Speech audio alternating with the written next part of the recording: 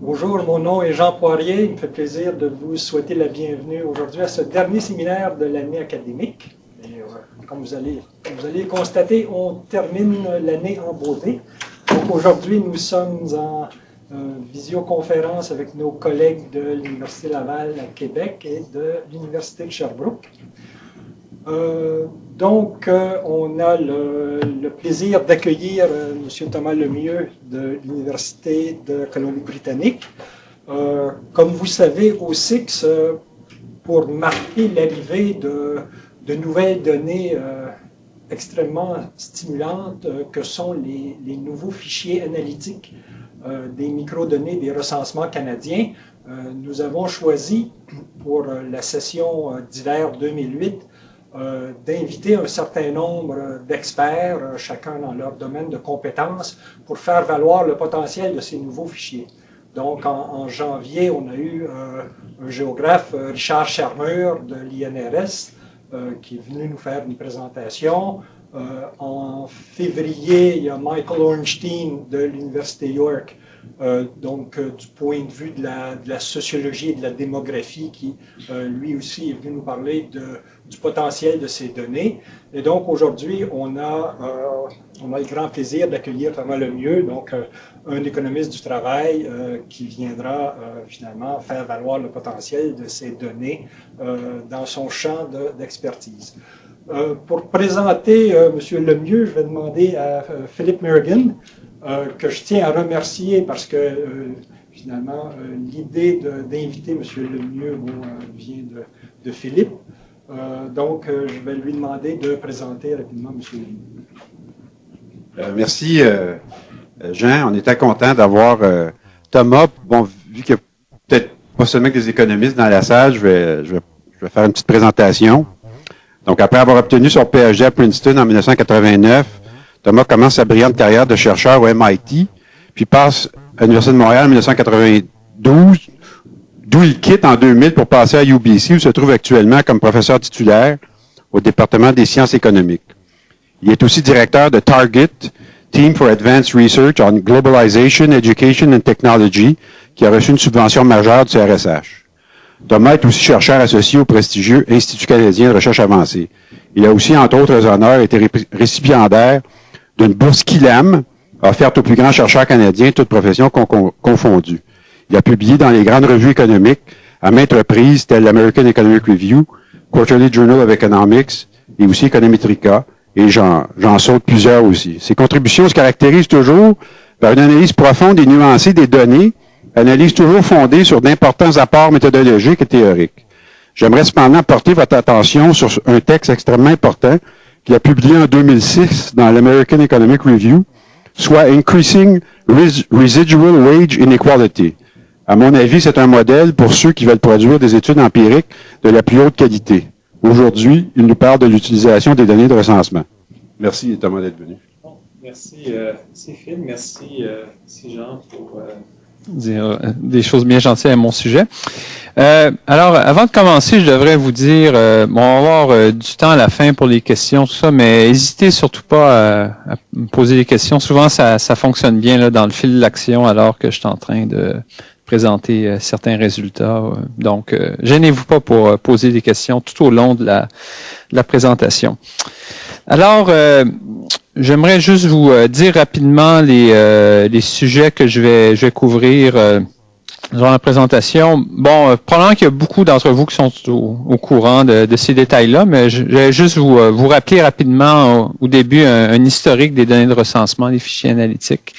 Un bref aperçu de la situation en 2008 à ce sujet-là. Puis c'est toujours à la lumière d'applications importantes en économie du travail. Et ce que je pensais faire ensuite, c'était de vous présenter un peu les faits saillants du point de vue d'un économiste du travail qui a quand même travaillé, les économistes du travail travaillent fort, qui a travaillé pas mal sur un nombre de sujets à l'aide des données de recensement, à la fois les fichiers à grande diffusion et les fichiers analytiques. Alors, ce que je pensais faire, c'était d'y aller un petit peu par groupe de variables, vous dire quels sont les avantages principaux du recensement en général et des fichiers analytiques en particulier. Et en parlant aussi un petit peu du genre d'applications qui ont été faites ou qui pourraient être faites à l'aide de ces données-là. Fait que là, je vais procéder un petit peu par groupe de variables. Et ensuite, je vais vous présenter quelques applications un peu plus spécifiques de travaux que j'ai fait à l'aide de ces données. Alors voilà, historique et bref aperçu. Donc 1971 est vraiment une année importante pour les gens qui travaillent avec les données de recensement parce que c'est la première année pour laquelle on a des fichiers à grande diffusion qui sont devenus disponibles. En fait, on est en train de reculer aussi dans le temps. C'est pas vraiment relié à la question des fichiers analytiques, mais il y a un groupe d'historiens au Canada qui est en train de reconstituer des fichiers pour des recensements antérieurs, 1931. Je me rappelle pas exactement mon domaine de spécialité, mais il y a moyen de reculer avant 1971. Mais en termes des grands fichiers comme ceux que j'utilise typiquement dans mes travaux, c'est vraiment en 1971 que ça commence. Et les fichiers sont aussi disponibles à tous les 5 ans depuis 1971. 76, et c'était un cas un petit peu différent. C'était la première année où on avait commencé à poser des questions un peu plus détaillées dans le recensement. Mais bon, des variables importantes telles le revenu, par exemple, ou l'activité ne sont pas disponibles dans le recensement de 1976. Donc, bien qu'il y ait un fichier à grande diffusion disponible pour 76, du moins pour les applications en économie du travail, il n'y a pas grand-chose qui a été fait avec ça. Comme la plupart d'entre vous le savez, probablement, les fichiers de grande diffusion, on parle habituellement de 2 à 3% de la population. Ça varie d'une année à l'autre. Alors évidemment, comparé à la plupart des autres fichiers disponibles, surtout les enquêtes en panel ou l'enquête sur la population active, déjà avec les fichiers à grande diffusion, on a des échantillons beaucoup plus importants. Je pense que pour 2001, on parle de quelque chose de l'ordre de 700 000 individus des adultes.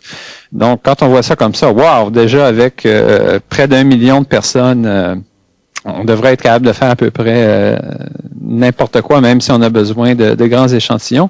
Et en fait, ce que je vais vous montrer durant la présentation, c'est qu'il suffit de se mettre à couper un petit peu par région, par différents groupes, et on se retrouve rapidement dans une situation où même avec le fichier à grande diffusion à 2-3%, en termes de précision statistique, c'est pas assez satisfaisant.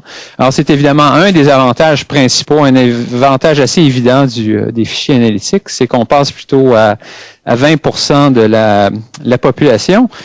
Ce qui fait, bon, rendu à 20%, on n'est plus rendu très loin de 100%. Donc, si même avec 20%, vous n'êtes pas capable vous manquez de précision statistique, c'est loin d'être évident que même dans la population, on serait capable. Si on avait 100%, ça serait beaucoup mieux. Et d'ailleurs, en passant, le fichier analytique pour 1971 est encore plus important, c'est 33% de la population.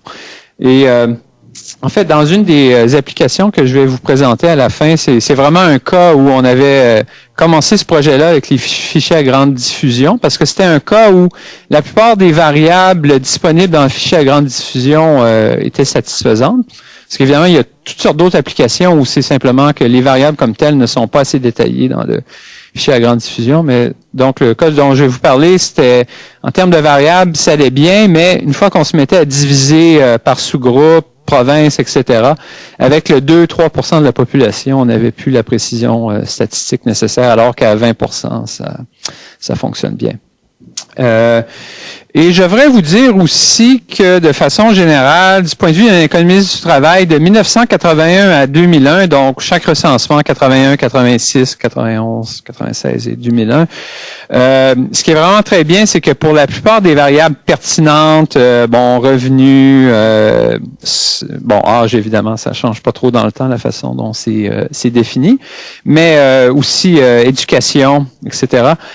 Toutes ces variables-là sont très, très similaires dans le temps. Donc, on peut vraiment faire des études très, très comparables de 1981 à 2001, alors que beaucoup des autres fichiers qui sont utilisés en économie du travail, l'enquête sur la population active, l'ancienne enquête sur les finances des consommateurs je pense qui a cessé en 1996 ou 97.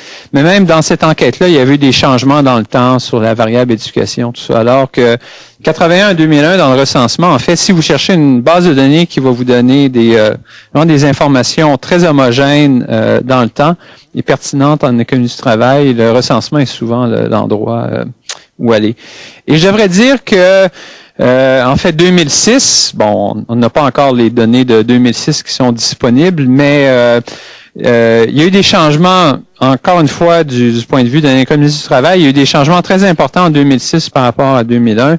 La première question, pendant que dans le long terme, ça va être un plus, un avantage important, mais maintenant, pour toute l'information sur le revenu, on fait comme dans de plus en plus d'enquêtes au Canada, c'est-à-dire qu'on donne l'option aux gens d'utiliser les données d'impôt. Et si je comprends bien, je pense que c'est de l'ordre de 85% des gens dans le dernier recensement qui ont dit oui, vous pouvez utiliser les données d'impôt au lieu d'avoir à répondre à toutes les questions détaillées sur le revenu de travail et les autres sources de revenus. Évidemment, ça c'est très bien, sauf que quand on étudie en détail la distribution des revenus à l'aide des données d'impôt versus les données dans lesquels le répondant comme tel nous déclare le montant en question, c'est pas exactement la même chose, ce qui veut dire qu'il y a une certaine continuité qui va être perdue, même si dans le long terme, c'est plutôt un avantage. Et deuxième chose, au sujet de 2006, il y a eu des changements aussi importants au sujet de la variable éducation. En particulier, il y a moins d'informations sur le nombre exact d'années il y avait une des questions dans 81 à 2001 était au sujet de, bon, si vous êtes allé à l'université pendant combien d'années exactement? Puis on a, je pense, à peu près éliminé cette question-là sur le nombre d'années. Donc, ça va être plus difficile de construire une variable qui donne exactement le nombre d'années d'éducation, même s'il y a encore de l'information détaillée sur les diplômes et tout ça. En tout cas, tout ça pour vous dire que 81 à 2001, pour beaucoup d'applications en économie du travail, tout est très homogène, ça va bien. Mais si vous allez avant 81 ou après 2001, lorsque les données sont disponibles, il va falloir faire un petit peu plus attention. Bon, alors maintenant, je vais commencer. Je vous avais dit que j'irais bloc par bloc là pour un certain nombre de blocs de questions. Alors, la première catégorie, évidemment, économie du travail, il y a toutes les questions au sujet de l'activité et des revenus. Fait que, encore une fois, je vais juste vous donner un bref aperçu des avantages. Qu'est-ce qui est disponible dans mon recensement? Les avantages, désavantages des fichiers analytiques. Alors, ici, je ne sais pas, est-ce que je peux pointer... je vais essayer ça. OK, fichier à grande diffusion versus fichier analytique. Ah, ça fonctionne. Dans le cas de l'activité, donc qu'est-ce que vous... peut-être que je devrais vous montrer ça tout de suite. Ouais. Ça, activité durant la semaine de référence en particulier. Donc, une des questions qui est posée, c'est durant la semaine de référence. Alors, c'est habituellement la semaine avant le jour du recensement. On vous demande des questions du même type que dans l'enquête sur la population active. Est-ce que vous aviez un emploi? Est-ce que vous étiez au chômage inactif? Bon, tout ça, c'est disponible dans les fichiers à grande diffusion comme dans les fichiers analytiques. Donc, juste pour la question de variables disponibles, il n'y a pas de différence. Deuxième question importante, les heures travaillées.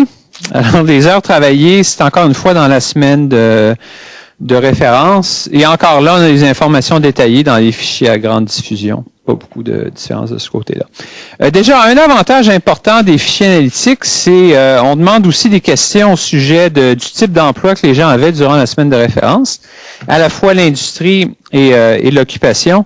Et là, il y a un avantage important, donc ce que j'appelle le 3 digits là, dans le fichier analytique, c'est que dans les fichiers à grande diffusion, ça varie d'une année à l'autre, mais je crois que pour les occupations en particulier, il y a à peu près une vingtaine de catégories, industrie un petit peu plus, alors que dans les fichiers analytiques, on vous donne vraiment en détail, donc c'est ce qu'on appelle catégorie à 3 digits. Je pense qu'en termes d'industrie ou d'occupation, on parle de plusieurs centaines d'industries.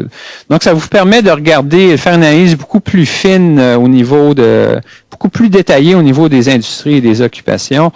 Donc, un exemple en économie du travail, disons, si on voulait savoir l'impact de changement de, l'entente de libre-échange ou des trucs comme ça sur les travailleurs, ça serait possible de regarder, puis si même à l'intérieur de l'industrie manufacturière, dans différents secteurs détaillés, vous avez des changements qui sont assez différents. Un avantage important des fichiers analytiques, c'est que vous pouvez regarder justement ce niveau qui est très détaillé, beaucoup plus détaillé que dans les fichiers à grande diffusion. Il y a des travaux aussi qui avaient été faits, en fait, ma collègue Nicole Fortin, Michael Baker, qui avait travaillé sur l'impact du programme de l'équité dans l'emploi en Ontario. Et là, dans ce domaine de recherche-là, on veut vraiment savoir par chaque emploi détaillé quelle est la différence de revenus entre hommes et femmes. Et encore une fois, c'est un cas justement où vous avez utilisé les fichiers analytiques parce que pour avoir un niveau de détail assez élevé pour ce qui est de l'occupation, c'était vraiment un avantage important des fichiers analytiques. L'autre aspect important de l'activité, si vous voulez, l'activité durant l'année précédente. Alors, il y a des questions au sujet du nombre de semaines travaillées durant l'année précédente et aussi dans la semaine typique, est-ce que vous étiez employé à temps plein ou à temps partiel? Et ça, encore une fois, c'est vraiment la même chose dans le fichier à grande diffusion ou le fichier analytique. Et évidemment, ce qui est important du point de vue de l'économie du travail, c'est que lorsqu'on passe aux prochaines questions sur le revenu, on a aussi une série de questions au sujet du revenu dans l'année précédente. C'est ce que je vous disais qui, à partir de 2006, vient surtout des fichiers d'impôt. Alors bon, travail, que ce soit travail autonome ou les gains habituels. Il y a des détails aussi sur les paiements de transfert, assurance emploi versus une variable un peu fourre-tout, autre transfert. Une petite différence, en fait, la seule différence importante entre les fichiers à grande diffusion et les fichiers analytiques, c'est qu'il n'y a pas de ce qu'on appelle, je sais pas c'est quoi la traduction qui collerait la mieux, là, mais c'est ce qu'on appelle en anglais le top coding. Donc, c'est-à-dire dans les fichiers à grande diffusion, je crois que en 2001, si le revenu était de plus de 200 000 $ par année, disons, l'information disponible nous dit seulement 200 000 et plus. Donc, pour les individus qui gagnent plus que 200 000 $ par année, on n'a pas l'information exacte, alors que dans les fichiers analytiques, on a l'information exacte là-dessus. Dans le passé, j'aurais dit, bof, pas très important, c'est une portion, il y a relativement peu de gens qui ont des gains plus élevés que ce type de montant-là. Sauf que j'ai fait beaucoup de travail sur l'inégalité dans les revenus et il y a en particulier une étude dans l'American Economic Review par Mike Veal à McMaster et Emmanuel Saez à Berkeley où ils servaient des fichiers d'impôts. Et ce qu'ils ont montré, c'est que beaucoup des accroissements des inégalités de revenus viennent du fait que les gens à très haut revenu, donc les 200 000 et plus, ont eu des gains moyens de revenus très importants. Alors, et puis en fait, un des désavantages donnés dans l'enquête habituelle, c'est que justement pour des raisons de confidentialité, habituellement, il y a ce top coding-là, on rapporte pas les gains plus élevés qu'un certain montant. Et c'est un problème qui n'était pas important, mais qui est maintenant important parce qu'il y a tellement d'inégalités. L'inégalité a tellement monté. Les gens à très haut revenu, leurs revenus ont augmenté de façon tellement importante que dans ce cas-là, de pouvoir avoir le revenu exact dans les fichiers analytiques, même pour les gens au-dessus de 200 000 $, ça peut être très important pour certaines applications. Donc, c'est relativement peu de gens, mais quand vous regardez des questions d'inégalité, tout ça, c'est des gens qui jouent un rôle important. Bon, tout ça pour dire qu'une fois qu'on a l'information à la fois sur le revenu dans l'année précédente et les semaines travaillées en l'année précédente, la plupart des études qui cherchent à comprendre les différents déterminants des salaires vont utiliser une mesure la mesure en fait la plus répandue à l'aide des données de recensement, c'est le revenu hebdomadaire moyen des travailleurs à temps plein. Donc, ce qu'on fait, comme je vous dis ici, on a le revenu de travail durant l'année précédente. Si je recule à l'autre autre acétate, on avait les semaines travaillées. On savait aussi si les gens étaient à temps plein ou à temps partiel. Donc, on peut construire une mesure de salaire, entre guillemets, qui permet à la fois de contrôler, si vous voulez, pour le nombre de semaines travaillées, parce que, bon, des fois, on s'intéresse à l'ensemble des revenus pour l'année, mais il y a une longue tradition en économie du travail, les équations, ce qu'on appelle une équation à la Mincer, où on veut plutôt expliquer le salaire horaire. Là. Quels sont parce que c'est un peu deux décisions différentes. Combien d'heures allez-vous travailler, puis quel sera votre salaire horaire.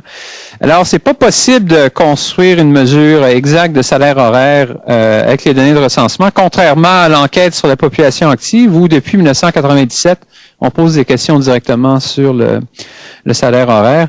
Alors, si vous voulez, l'approximation là qui est la plus proche d'un salaire horaire, c'est de dire, bon, les travailleurs à temps plein, si tout le monde à temps plein travaillait exactement 40 heures, ben là, on pourrait retrouver le salaire horaire. Mais évidemment, c'est pas exactement le cas parce que parmi les temps pleins, il y a des gens qui travaillent 35 heures par semaine, d'autres qui travaillent 50 heures par semaine. Mais ça permet quand même de réduire beaucoup de la variation dans les heures. Alors, je dirais qu'à peu près toutes les études basées sur les données de recensement, en tout cas, beaucoup des études basées sur les données de recensement se servent justement de cette mesure de salaire. Si vous avez des questions plus tard, en 1971, c'est pas vraiment possible de faire ça parce qu'au lieu de demander exactement le nombre de semaines travaillées, c'est qu'on avait un certain nombre de catégories, 0 semaines travaillées, entre 1 et 13 semaines, 24 à 26 ou des trucs comme ça. Donc, on n'avait pas le nombre de semaines exactes. Ce qui fait que dans les études qui veulent retourner jusqu'en 1971, souvent on utilise un concept des travailleurs qu'on appelle en anglais les full year, là, donc des travailleurs qui travaillent à la fois pour l'ensemble de l'année et qui travaillent à temps plein. Parce que si vous travaillez 52 semaines, on sait exactement le nombre de semaines travaillées. Mais évidemment, lorsque vous faites ça, vous commencez à réduire un petit peu la taille des échantillons. Là, parce que c'est pas tout le monde qui va travailler 52 semaines par année. Bon, tout ça pour conclure sur la question de l'activité et des revenus, c'est que même si cette variable-là salaire est pas tout à fait idéale, je pense que la plupart des études montrent que c'est suffisamment près de ce qui est un salaire horaire que ça nous donne une variable très utile pour estimer ce qu'on appelle des équations de salaire. J'ai pas donné un exemple ici, mais c'est ce qu'on appelle des équations à la Mincer, donc le log du salaire sur le nombre d'années d'éducation, l'expérience, puis là, on peut ajouter une liste de variables ad vitam aeternam, l'industrie, l'occupation, statut marital, etc., etc. Donc, de façon générale, le recensement fonctionne très bien pour ces trucs-là, ou pour regarder aussi la distribution des revenus. Ah oui, un petit aspect qui est pas très connu du recensement, mais je vais vous donner un exemple tout à l'heure qui sert un petit peu de cet aspect-là. C'est que du côté de l'activité, en fait, il y a, bon, c'est pas exactement un mini panel, mais si vous y pensez, on demande durant la semaine de référence recensement, alors disons en 2006, c'était au début juin 2006, est-ce que vous avez un emploi dans la semaine de référence ou non? Puis on vous demande aussi durant l'année précédente, donc en 2005, pendant combien de semaines avez-vous travaillé? Donc d'une certaine façon, ce qu'on a, c'est pas exactement la même information. Dans un cas, c'est combien de semaines sur l'ensemble de l'année, mais ça vous donne quand même deux mesures d'activité ou d'emploi au moment de la semaine de référence et aussi dans l'année précédente. Et il y a certains types d'applications, je vais vous en montrer une, où en fait, ça permet de créer un petit peu un mini-panel dans le sens où on ne suit pas l'individu dans le temps en termes de l'interviewer à différents moments, mais étant donné qu'on pose des questions à la fois sur la semaine de référence et l'année précédente, c'est un aspect peu connu du recensement, mais qui peut être utilisé dans certaines, même si évidemment les données de recensement ne sont pas un panel. Bon, question d'âge d'éducation, je vais surtout vous parler de l'éducation dans ce cas-ci, mais ce que j'aurais à vous dire, en fait, c'est une autre caractéristique importante des fichiers analytiques. Bon, dans les fichiers à grande diffusion, on a l'âge en année qui est disponible. Et d'ailleurs, bon, vous allez dire, bon, je sais avoir l'âge en année comme 45, 48. Bon, c'est pas une information si détaillée que ça, mais en fait, dans l'enquête sur la population active, vous ne l'avez même pas dans les fichiers à grande diffusion. C'est seulement par catégorie de 5 ans que l'information est disponible. Et en fait, ce qui fait que si vous voulez utiliser les fichiers à grande diffusion pour estimer simplement ce qu'on appelle une équation de Mincer, où on a l'âge comme étant une des variables en tout cas, une transformation de l'âge qui est une des variables explicative importante. En fait, le recensement fonctionne mieux parce qu'on sait exactement l'âge des gens en année, alors qu'il faut créer des variables catégoriques avec l'enquête sur la population active. Et en fait, bon, ici, je n'étais pas tout à fait sûr. Je pense que c'est... mauvais crayon. Je pense que c'est à partir de 1996, mais dans les fichiers analytiques, parce qu'évidemment, on demande la date de naissance dans le recensement. Donc, en théorie, on pourrait savoir l'âge exact des gens au moment du recensement. En théorie, ça pourrait être disponible pour toutes les années 81, 86, etc. Je pense que dans les faits, c'est un peu des détails avec Statistique Canada, mais je sais que dans les fichiers analytiques disponibles à Statistique Canada, je pense que c'est à partir de 96, peut-être 91. Là, on a exactement la date de naissance au jour précis, ce qui vous permet d'avoir l'âge exact et non pas juste l'âge en année. Et en fait, il y a une des méthodes populaires de ces temps-ci en économie du travail en particulier, qui s'appelle la méthode RD, pour Regression Discontinuity, qui sert justement souvent d'informations très précises de ce genre-là. Je vais vous montrer une application un peu plus tard, mais par exemple, certaines études qui ont été faites plus du côté de l'éducation, c'est d'essayer de se servir des règles. Bon, au Québec, par exemple, qu'est-ce que c'est pour commencer en première année? Habituellement, il faut avoir, si je me rappelle bien, 6 ans le 30 septembre. Je pense que c'est la règle 6 ans le 30 septembre. Enfin, en Colombie-Britannique, c'est 6 ans le 31 décembre de l'année où on commence. Et donc, ce qui fait en sorte que si vous êtes né le 30 septembre ou le 1er octobre, ça ne devrait pas faire une grande différence pour la plupart des choses, sauf que pour l'école, ça peut faire en sorte que vous commencez 1 an plus tard l'école. Puis là, évidemment, ce qui va se passer, c'est que, donc, à l'âge de 14 ans ou de 15 ans, un jeune qui est né le 1er octobre plutôt que le 30 septembre pourra avoir un nombre d'années d'éducation moins élevé. Ça peut faire en sorte aussi que ceux qui sont nés le 30 septembre vont avoir plus de difficultés scolaires parce qu'ils sont plus jeunes par rapport au reste du groupe. Donc, sans entrer dans les détails là-dessus, donc cette méthode-là qui s'appelle la méthode RD, ce qu'elle permet de faire, c'est lorsque vous avez de très gros fichiers puis que vous pouvez avoir un nombre de personnes importantes. Donc, vous pouvez littéralement regarder les gens nés le 30 septembre, 29 septembre, par rapport à ceux nés le 1er octobre, 2 octobre, 3 octobre, etc. Vous êtes pas mal sûr qu'il ne devrait avoir aucune différence entre ces deux groupes-là, si ce n'est que des dates à laquelle on peut commencer l'école.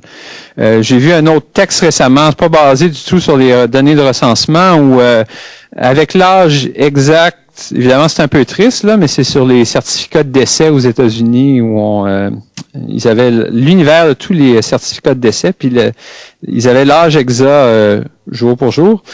Et avec ça, ils ont étudié l'impact parce qu'aux États-Unis maintenant, c'est juste à partir de 21 ans que c'est légal de boire. La consommation d'alcool est illégale. Et en fait, ce que cette étude-là a montré, c'est que si on regarde littéralement le jour où les gens ont 21 ans, le nombre de décès augmente d'à peu près 20%, puis reste d'à peu près 10% plus élevé si vous regardez à 20 ans et une semaine, 21 ans et une semaine, 21 ans en 2 semaines, versus à 21 ans moins une semaine ou 2 semaines. Donc, c'est encore un cas où, en ayant l'information détaillée jour par jour, vous pouvez vraiment regarder l'impact de règles. Je vais vous donner l'exemple de cette règle-là sur l'âge pour commencer l'école, mais il y a aussi cette question-là de l'âge de consommation d'alcool. Alors, tout ça pour dire que je suis sûr qu'il y a tout plein d'autres possibilités, mais les fichiers analytiques, c'est un gros avantage à partir de 96. On a cette information-là. Alors, pour certaines applications en éducation, je pense que ça pourrait être fort utile. J'ai déjà parlé un petit peu des informations au sujet de l'éducation. En fait, le recensement canadien, de façon générale, si vous comparez ça au recensement américain ou recensement britannique, tout ça, est assez unique en la matière.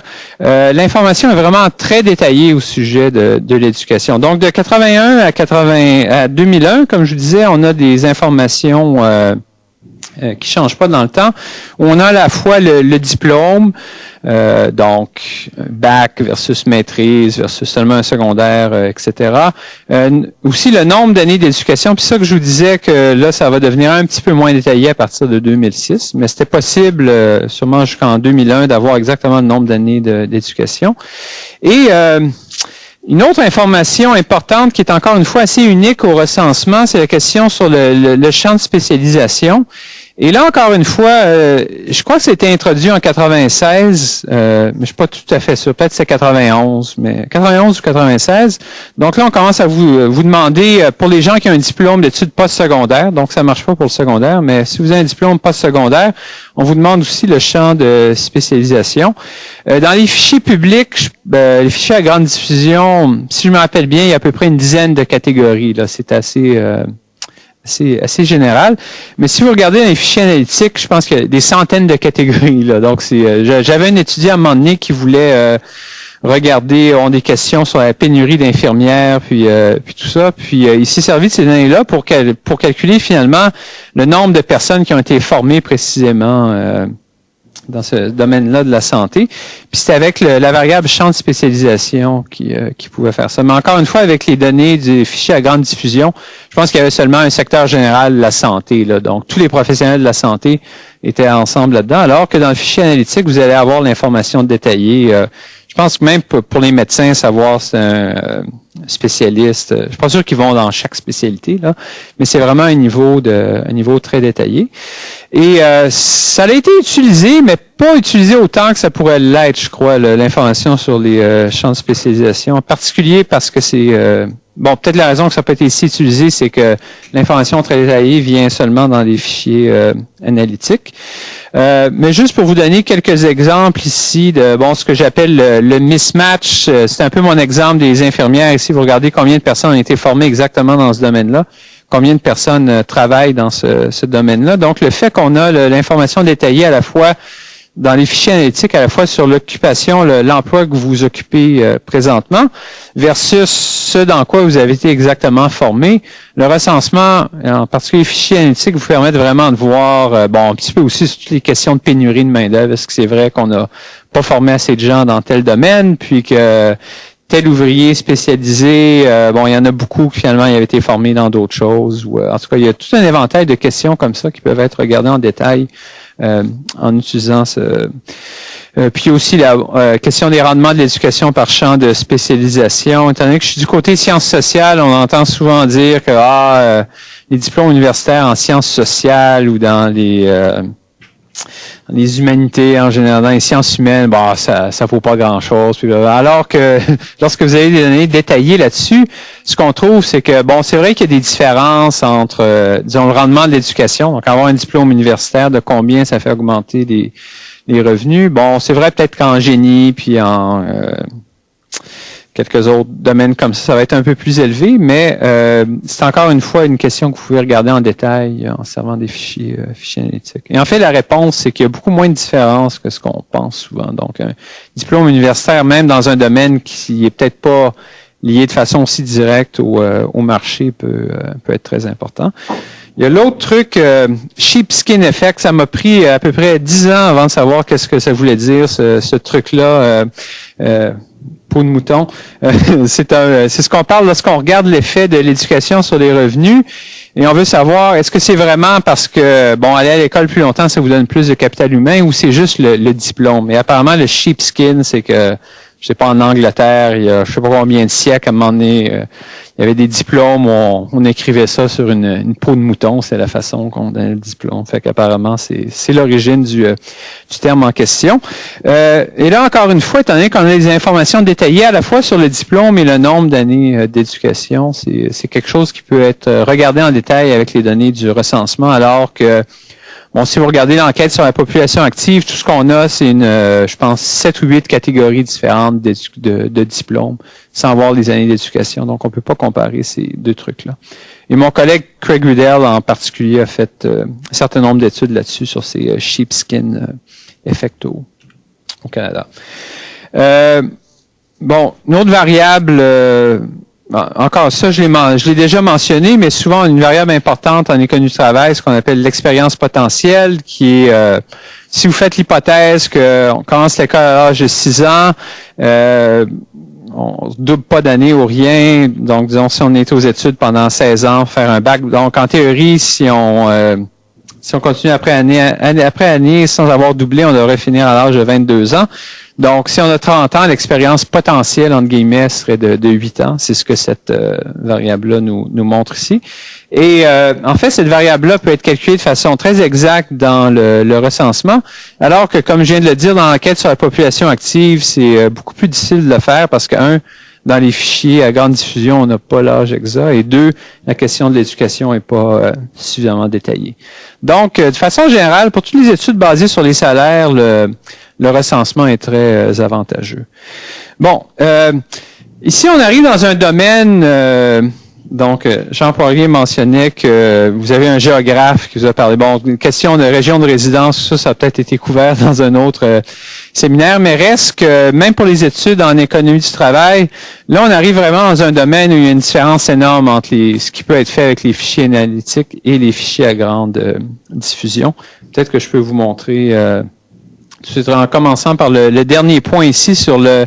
Donc, évidemment, il y a une littérature très importante en économie du travail sur l'impact de l'immigration sur le marché du travail local, les écarts de salaire entre immigrants et non-immigrants, et la façon dont je vais présenter les défaillances des problèmes des fichiers à grande diffusion, c'est que si vous utilisez les données de 1981 dans les fichiers à grande diffusion, on regarde le pays d'origine, tous les pays d'Asie sont groupés ensemble. Alors que si vous avez regardé dans les dernières années au Canada, je crois que c'est près de 70% maintenant de l'immigration qui vient d'Asie.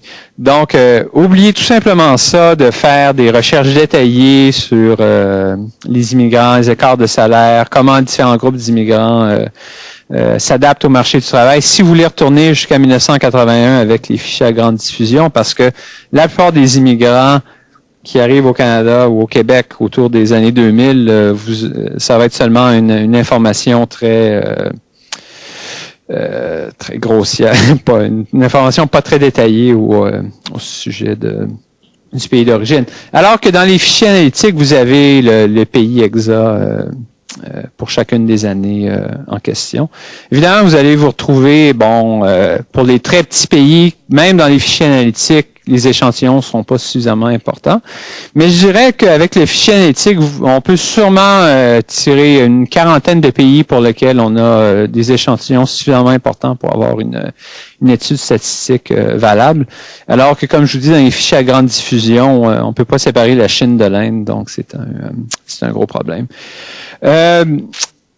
L'autre aspect aussi en termes de la région de résidence, encore une fois, dans les fichiers à grande diffusion, on connaît la province, et si vous habitez dans une région métropolitaine assez importante, évidemment Montréal et Vancouver vont toujours compter là-dedans, mais je pense que même dans le temps, il y a les régions moins importantes que les quelques grandes régions au Canada sont même pas identifiées dans les fichiers à grande diffusion. Donc vraiment, pour l'ensemble de l'échantillon, si vous voulez, pour les gens des grandes villes, on sait quelle est la ville, mais pour l'ensemble de l'échantillon, tout ce qu'on sait vraiment dans les fichiers à grande diffusion, c'est la province. Ce qui est évidemment une autre limitation très importante. Alors que dans les fichiers analytiques, là, c'est beaucoup plus détaillé. Là, non seulement vous savez la ville, mais vous avez même des informations. Je pense que ça change d'une année en année, mais clairement pour les années plus récentes, 96, 2001, puis même 91, j'en suis pratiquement sûr. Là, vous avez ce qu'on appelle, je ne me rappelle plus du terme en français, mais le census tract, là, donc c'est un quartier de quelques milliers d'individus règle générale. Donc, c'est beaucoup plus détaillé. Il y a des études, par exemple, qui ont été faites par John Miles à l'Université de Toronto, Garnet Pico, où ils regardaient, par exemple, dans les grandes métropoles canadiennes, est-ce que la pauvreté est de plus en plus concentrée dans certains quartiers des villes? Est-ce que c'est des quartiers où des immigrants plus récents qui habitent là? Ça, encore une fois, vous pouvez faire ça avec les fichiers analytiques parce que le census tract, en fait, correspond à un quartier pas très gros, là, finalement. Alors que dans les fichiers à grande diffusion, c'est simplement quelque chose qu'on peut pas regarder. Et puis évidemment, un petit point ici, c'est confidentialité puis richesse des données vont de pair dans parce qu'évidemment, une des raisons pour lesquelles on n'a pas ces informations détaillées là dans les fichiers à grande diffusion, c'est que pour des raisons de confidentialité, donner le census tract, ça serait un peu trop détaillé. Et quand je dis richesse des données, ben c'est aussi que ce serait plus difficile de toute façon d'avoir une étude détaillée à un niveau géographique aussi fin, parce que en ayant seulement 2 ou 3% de la population versus 20% de la population, c'est beaucoup plus difficile d'avoir des bons estimés à ce niveau-là. Alors, juste pour conclure là-dessus, région de résidence, pays d'origine, mobilité aussi, j'ai pas parlé beaucoup de ces questions-là, mais vous savez aussi, par exemple, dans les fichiers analytiques, donc le quartier où vous habitez, le census tract, est-ce que vous habitiez là aussi il y a 5 ans? Donc, non seulement vous pouvez regarder la mobilité entre les provinces, etc., mais même à l'intérieur des villes, la mobilité peut être étudiée en détail. Alors, juste quelques domaines là, de recherche. Bon, j'ai déjà parlé un petit peu de l'immigration, puis vous voyez souvent le problème qui arrive avec l'immigration, c'est que même si on avait des informations, parce que les Américains, par exemple, même dans les fichiers à grande diffusion, ont des informations beaucoup plus détaillées sur le pays d'origine. Sauf qu'on tombe rapidement que même si c'est disponible dans les fichiers à grande diffusion, lorsqu'on se met à regarder, regardons les immigrants de certains pays d'origine, par région, par province, comment ça se passe, est-ce que l'ajustement dans différentes industries ou l'impact de l'immigration dans certaines industries est différent. Fait que là, très rapidement, lorsqu'on se met à regarder, puis ça peut être aussi la cohorte, est-ce que c'est des immigrants qui sont arrivés récemment ou non. Alors, très rapidement, une fois qu'on se met à couper comme ça par région, par type d'emploi, pays d'origine, même si on avait les informations détaillées dans le fichier à grande diffusion 2-3%, ce serait vraiment beaucoup plus avantageux d'avoir le fichier à 20%. Bon, tout ce qu'on appelle les effets de voisinage, neighborhood effects, beaucoup de trucs qui ont été faits là-dessus, les modèles d'interaction sociale, si vous voulez, ça devient de plus en plus populaire en économique. Ça vient évidemment pas de l'économique, mais c'est de plus en plus populaire et utilisé en économique, en économie du travail. Et là, encore une fois, avoir les fichiers analytiques, c'est un très gros avantage parce que vous pouvez voir finalement dans un voisinage ou dans un quartier qui est quand même assez restreint, les caractéristiques des gens qui habitent dans ce quartier-là, est-ce que ça a des impacts sur... il y a toutes des questions d'identification compliquées, là, mais au moins l'information est disponible à un niveau détaillé dans les fichiers analytiques. Et encore une fois, c'est une chose qui ne peut pas être faite avec les fichiers à grande diffusion. Bon, oui, question. L'année d'immigration. Oui, OK. Encore une fois, bonne question. L'année d'immigration, dans les fichiers à grande diffusion, c'est variable. Si vous regardez en 2001, pour les immigrants plus récents, vous avez l'année, donc 2000, 99. Puis là, quand ça recule un petit peu dans le temps, ils commencent à grouper souvent parce que ce serait pas assez détaillé. Donc souvent, on a un mélange en fichier à grande diffusion de l'année, puis là, ça devient par groupe, puis là, les groupes changent dans le temps, fait que ça devient assez difficile. Alors que dans le fichier analytique, on a l'année exacte. Donc ça, c'est un autre avantage important. C'est plus facile de créer des variables qui vont être cohérentes dans le temps et détaillées. Ouais. Oui. S'il y a d'autres questions, oui? Par rapport à la langue des immigrants, parce que la langue? La question, c'est seulement les connaissances, mais pas les niveaux de connaissances. Oui, c'est ça. Donc, il y a la question sur sur la langue officielle où il y a même parmi les immigrants, je pense qu'il y a seulement à peu près 2% des immigrants qui vont dire qu'ils connaissent ni le français ni l'anglais. Et d'ailleurs, quand on tombe sur ce groupe-là, vous voyez comme les revenus moyens sont beaucoup plus bas. Mais c'est vraiment une mesure extrême parce que... alors, ce qu'on a pour les immigrants, on a cette question-là sur la langue officielle. Il y a aussi les questions sur la langue maternelle. Donc, encore une fois, c'est pas relié aux compétences linguistiques actuelles.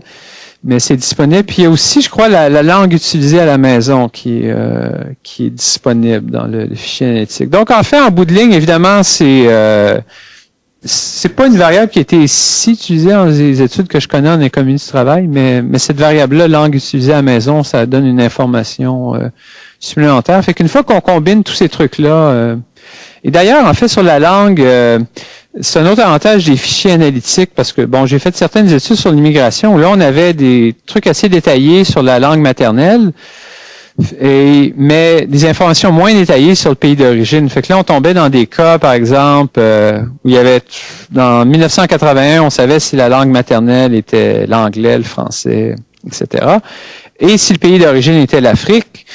Sauf que là, quand j'ai commencé à regarder avec les fichiers analytiques, ce qu'on voyait, c'est que souvent les gens dont la langue maternelle est l'anglais, ils vont en avoir un nombre important. Ça va être des Blancs d'Afrique du Sud qui ont immigré plus tard, qui ont des revenus très élevés. Fait que là, tout à coup, les immigrants africains qui connaissent l'anglais semblent très bien réussir, alors que dans le fond, on s'était comparé des pommes et des oranges parce dans le fond, ces immigrants-là qui déclaraient avoir l'anglais comme langue maternelle étaient finalement un groupe très différent. Alors qu'à partir du moment où on commence à regarder les fichiers analytiques, là, on le voit tout de suite, là, que ce sont, pas juste les Africains du Sud, mais c'est juste pour donner un exemple. Ou même chose, l'Asie. Je suis pas sûr qu'à Hong Kong, la langue maternelle est vraiment l'anglais, mais c'est un autre cas où évidemment, la connaissance de l'anglais habituellement est pas un supérieur à Hong Kong, mais là, si on n'a pas d'informations séparées sur Hong Kong versus le reste de l'Asie, là, c'est difficile de distinguer qu'est-ce qui est l'impact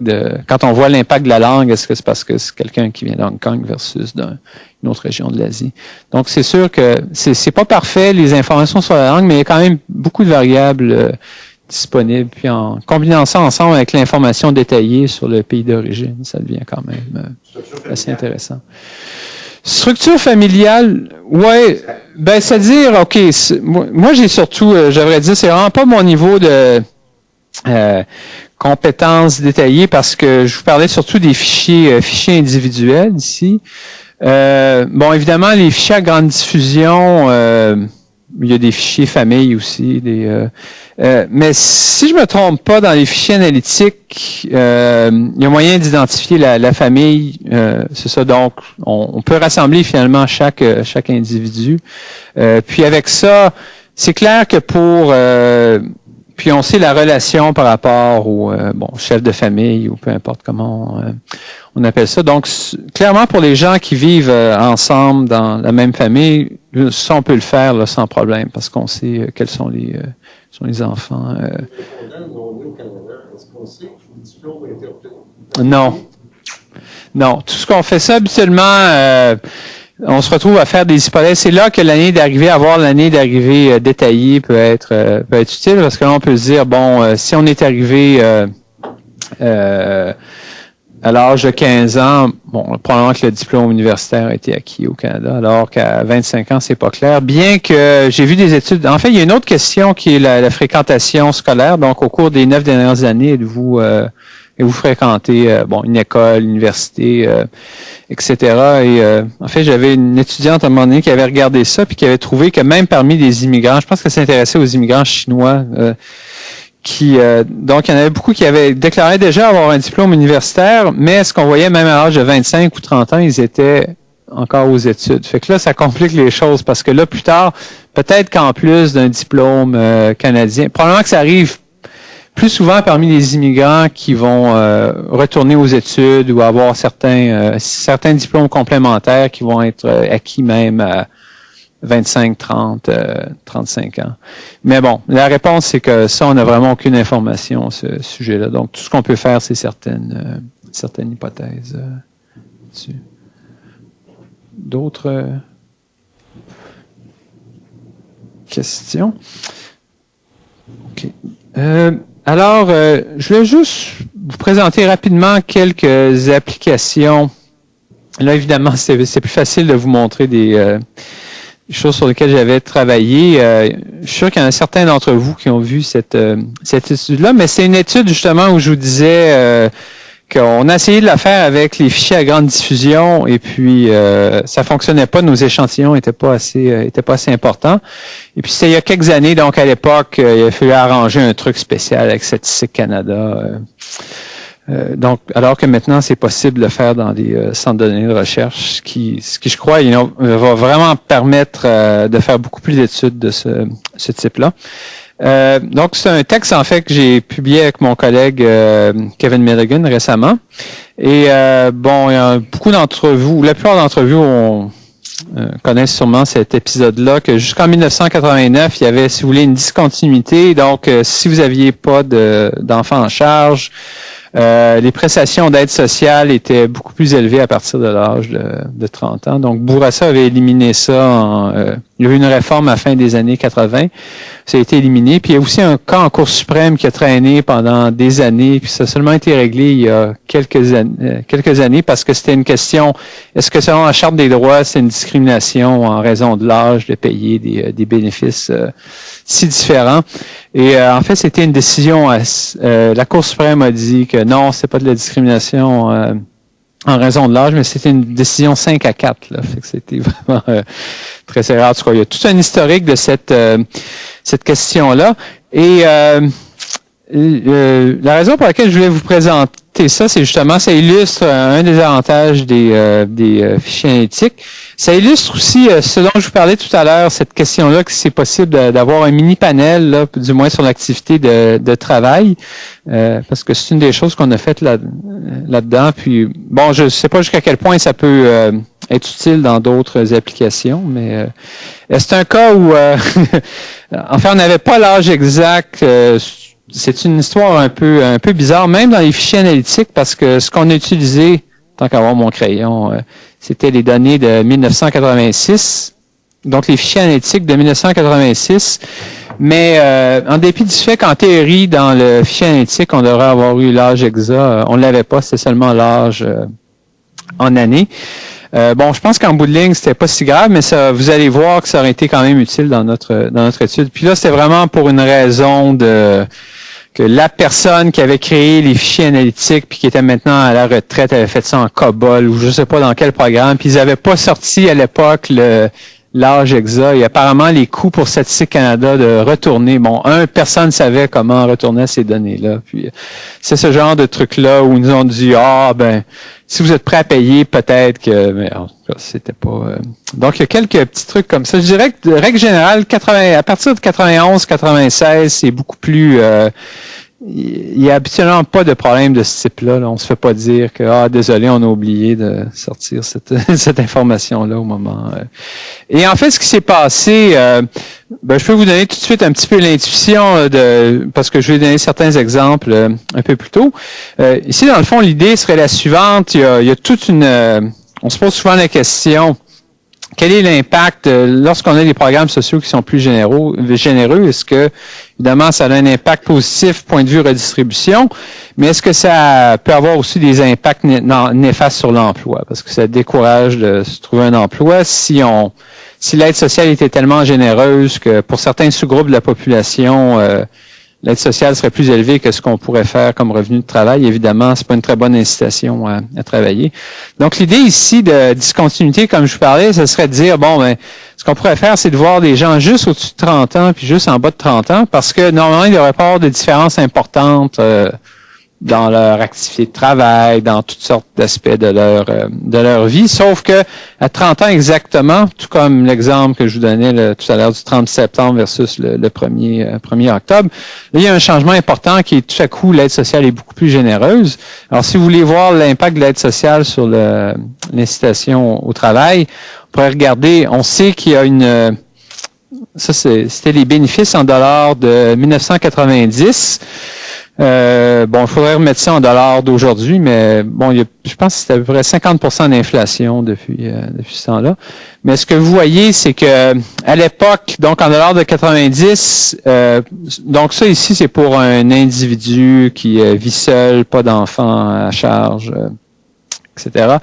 La prestation était de l'ordre de $200 par mois. Donc 200. Quand je présente ça aux États-Unis, ce que je leur dis, l'aide sociale, dans ce cas-là, c'est comme vos food stamps là, aux États-Unis. C'est comme si vous avez de quoi, ça vous permet d'acheter juste de couvrir vos dépenses de nourriture, ça va être beau parce que c'est difficile de payer pour grand-chose de plus. Alors que la prestation pour quelqu'un de 30 ans et plus était presque 3 fois plus élevée. Okay? Donc, ce que vous voyez, c'est qu'il y avait une différence énorme.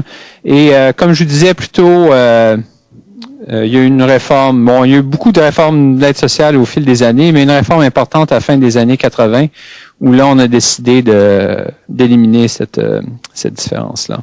OK? Donc, l'idée, la stratégie de recherche, si vous voulez, de cette étude-là, c'est de regarder de comparer les gens juste en bas de 30 ans versus au-dessus de 30 ans.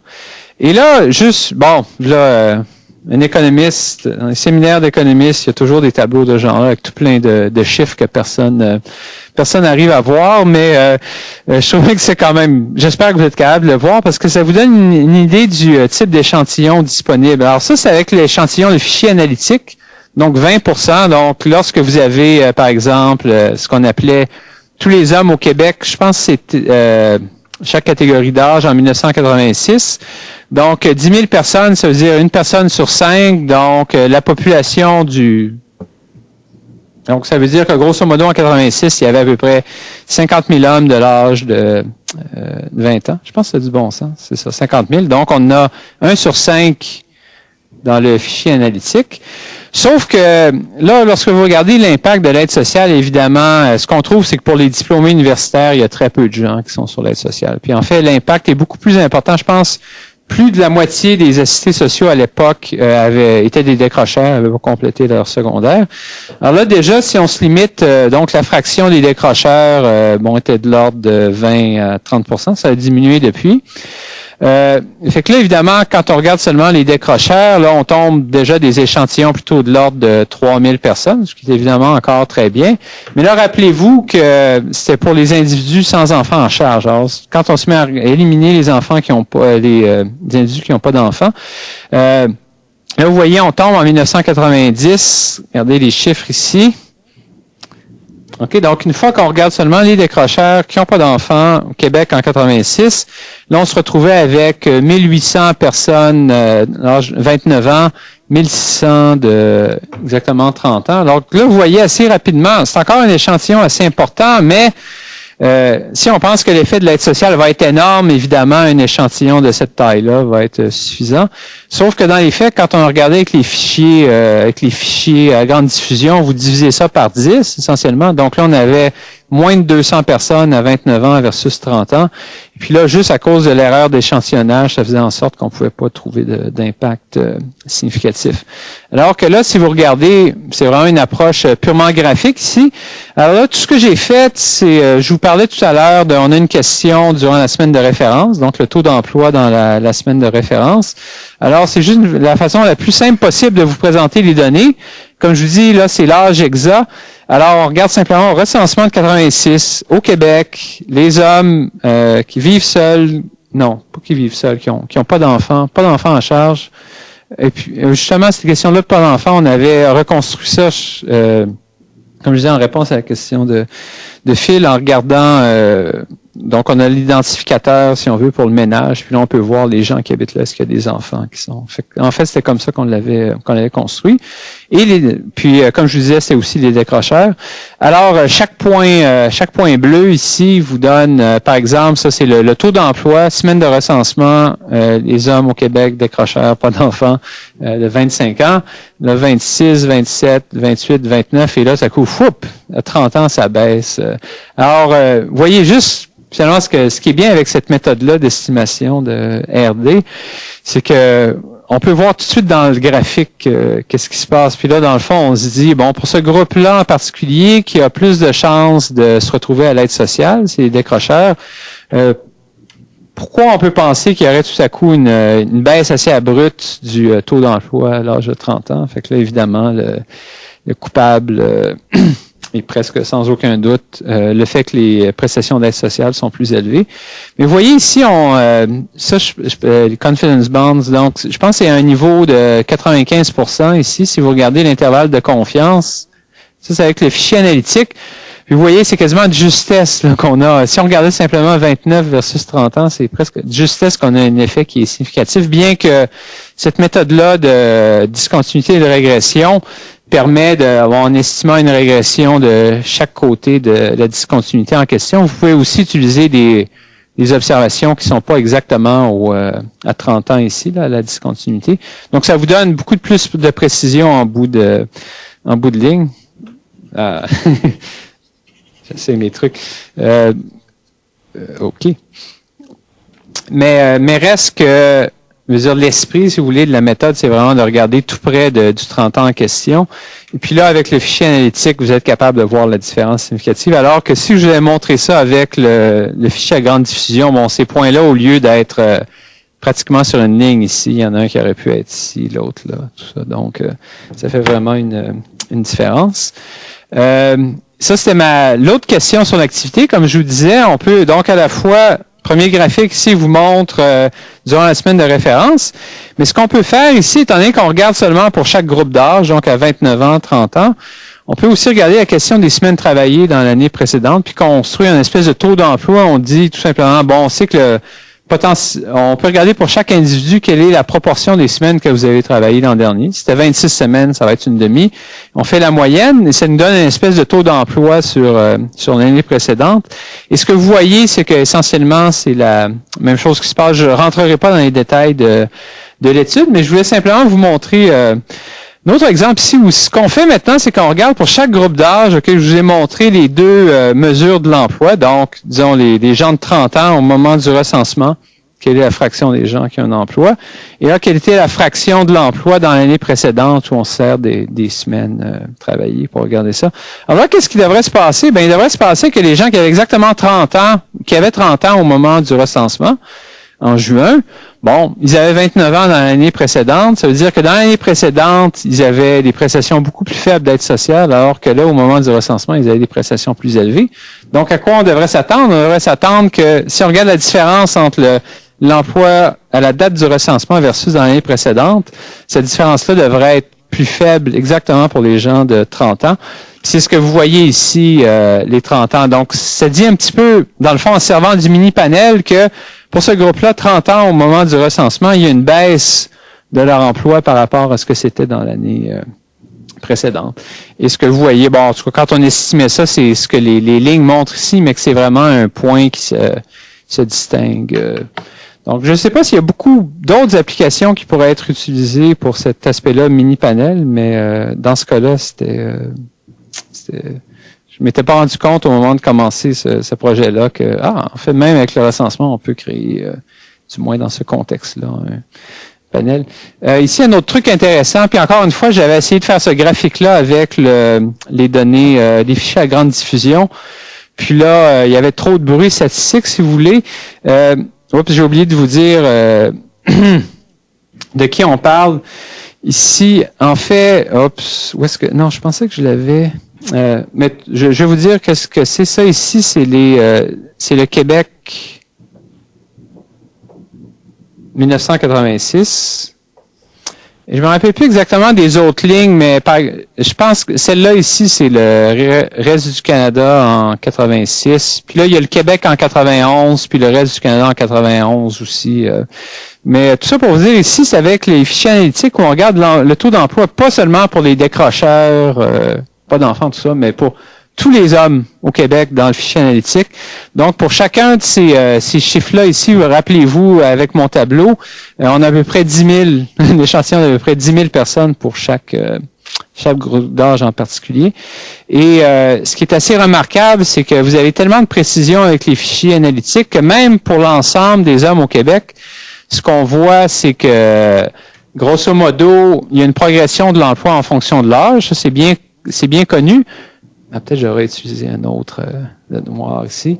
Mais ce qu'on voit, c'est qu'à partir de 30 ans, il y a encore une progression qui se poursuit, mais il semble avoir quand même une baisse ici de 29 à 30 ans. Donc, ce qui est intéressant ici, c'est que même si, dans le fond, l'effet de la générosité de l'aide sociale pour la plupart des hommes diplômés universitaires, qui ont des enfants, tout ça, ça n'a pas d'impact. Seulement un petit groupe qui est affecté. C'est que vous avez tellement de précision avec les fichiers analytiques qu'on arrive même à détecter pour l'ensemble de la population active quel est l'impact. Alors qu'on avait essayé de faire le même genre de truc avec les fichiers à grande diffusion ou l'enquête sur la population active, puis ça, on le voyait vraiment pas. J'avais quelques autres... en fait, dernier truc là-dessus. Je pense que je vais m'arrêter avec ça en termes d'application, puis pour question de garder plus de temps pour les pour les questions. Mais il y a une autre information utile dans le recensement. Quand je vous parlais du revenu, donc il y a le revenu de travail, vous avez aussi de l'information sur le revenu d'assurance-emploi, puis il y a aussi une espèce de catégorie qui disent autres transferts gouvernementaux. En fait, c'est un petit peu un méli-mélo de toutes sortes de petits programmes, mais pour les gens de moins de 50 ou 55 ans, l'essentiel de cette catégorie-là, c'est vraiment l'aide sociale. En tout cas, tout ça pour vous dire qu'il y a une variable autre transfert qui est surtout de l'aide sociale.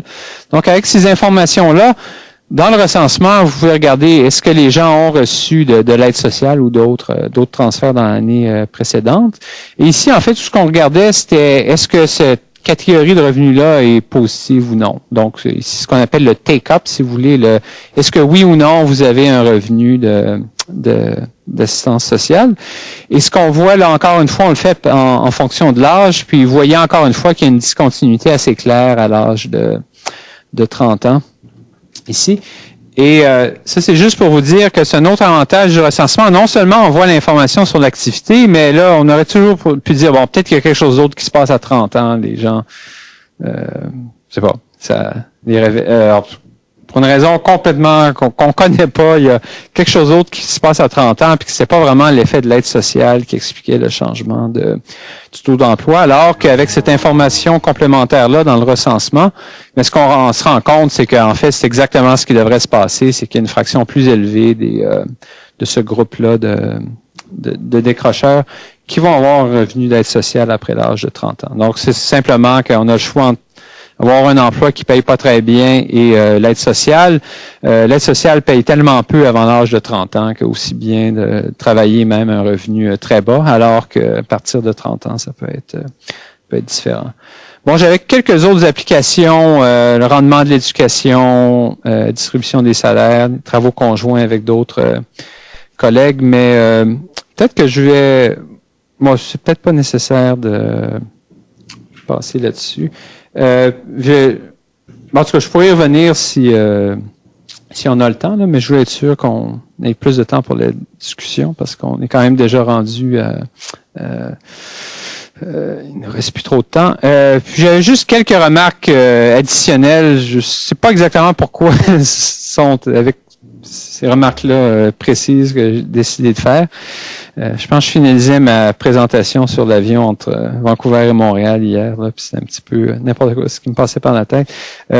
Évidemment, ce qui serait vraiment très intéressant, mais il faudrait convaincre Statistique Canada de le faire, c'est que, étant donné qu'on a 20% de la population dans chacun des recensements, dans le fichier analytique, disons 96 et 2001, ça veut dire que, 20% fois 20%, pour 4% de la population, il va être dans le fichier analytique à la fois en 96 et en 2001.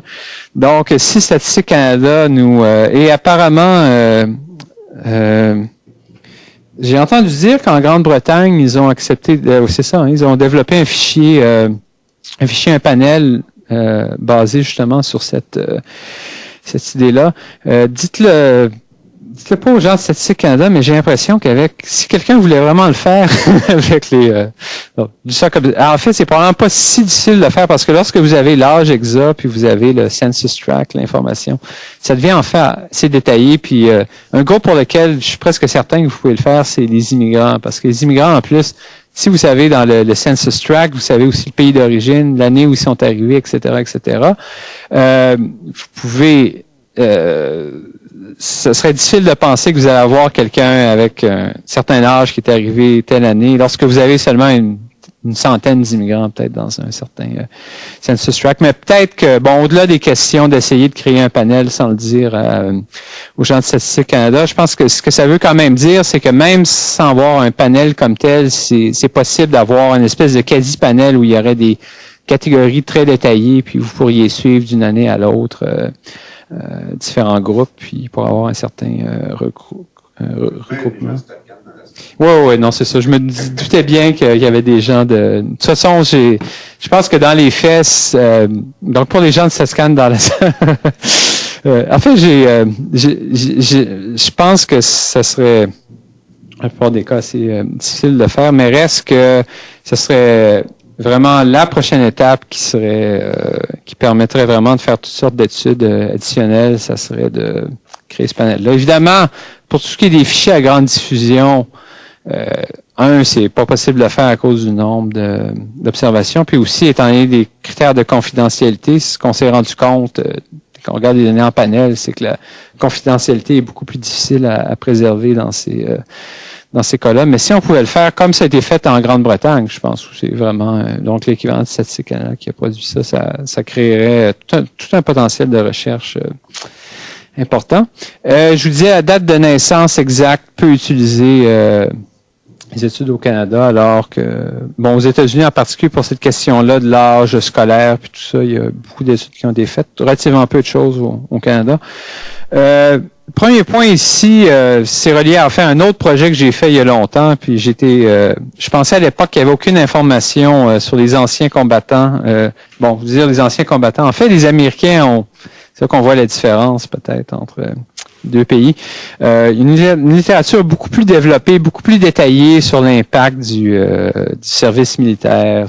On peut d'ailleurs voir pourquoi dans les circonstances actuelles. C'est une question qui les préoccuperait plus. Mais j'avais fait une étude il y a quelques années avec David Card où on regardait parce que beaucoup de gens ont entendu parler de ce qui s'appelait le GI Bill aux États-Unis où on payait l'université pour les anciens combattants. En fait, le même genre de choses s'est produit au Canada, mais au Québec, pour toutes sortes de raisons, il y a relativement peu d'anciens combattants qui avaient bénéficié de ce programme-là. En tout cas, donc, c'est une chose que j'ai remarqué, une variable qui n'a pas été utilisée du tout au Canada, puis qui est en fait disponible dans les fichiers analytiques de 1971, mais la question n'a pas été posée par la suite.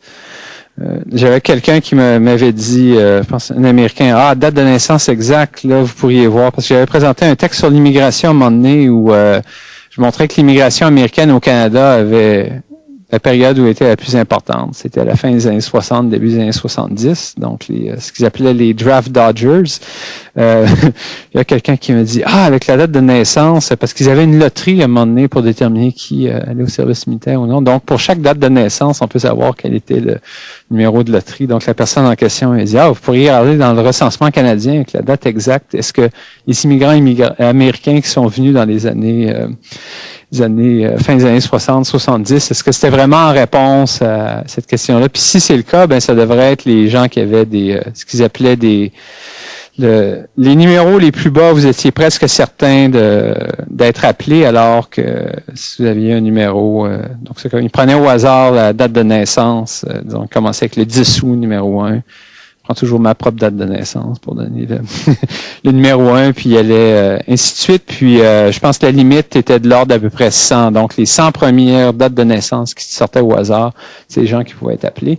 Alors là, on disait, probablement que les immigrants américains qui sont venus au Canada dans cette période-là auraient ces dates de naissance-là correspondantes. Je suis pas sûr à quel point c'est un projet de recherche si intéressant, mais dans certains contextes, ça pourrait être fait.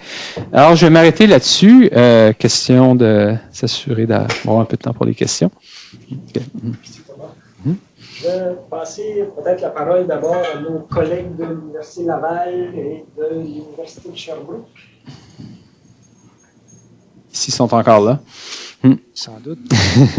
Que vous pouvez m'entendre. Est-ce que vous auriez des questions, des remarques, des commentaires? On vous entend bien à Laval, mais il semble qu'il n'y a pas de questions pour l'instant. C'est bien, merci. C'est tellement clair qu'il n'y a pas de questions.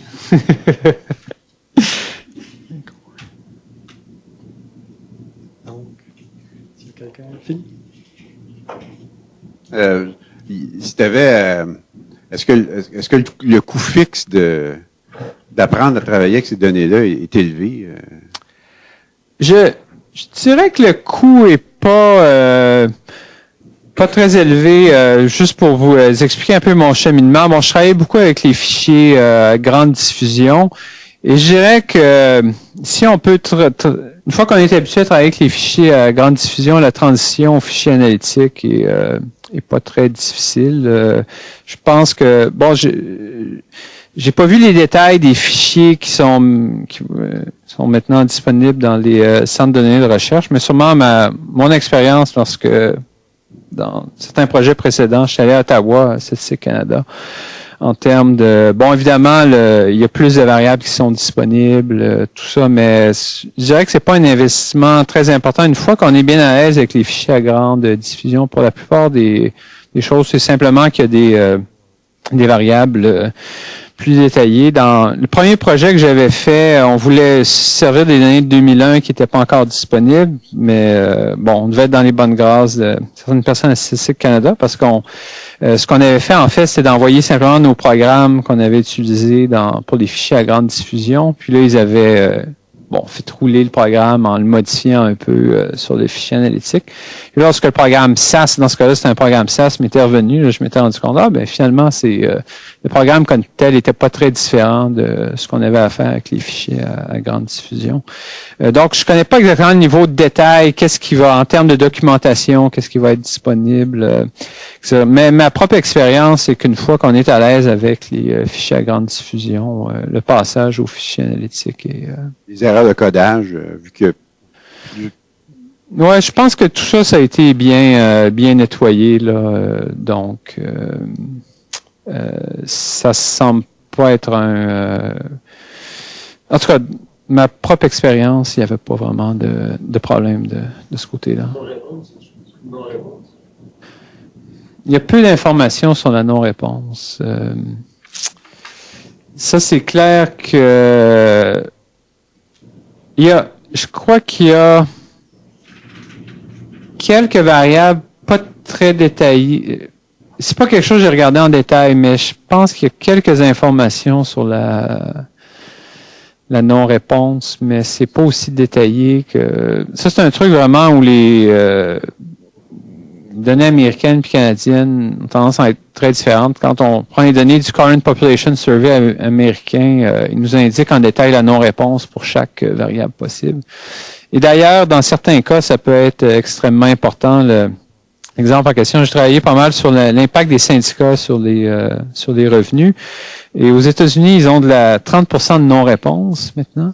Et la façon dont ils imputent, là, où ils créent une variable salaire pour les gens qui n'ont pas répondu, c'est une espèce de procédure de matching, là, dans le fond, ce qu'ils appellent le hot deck.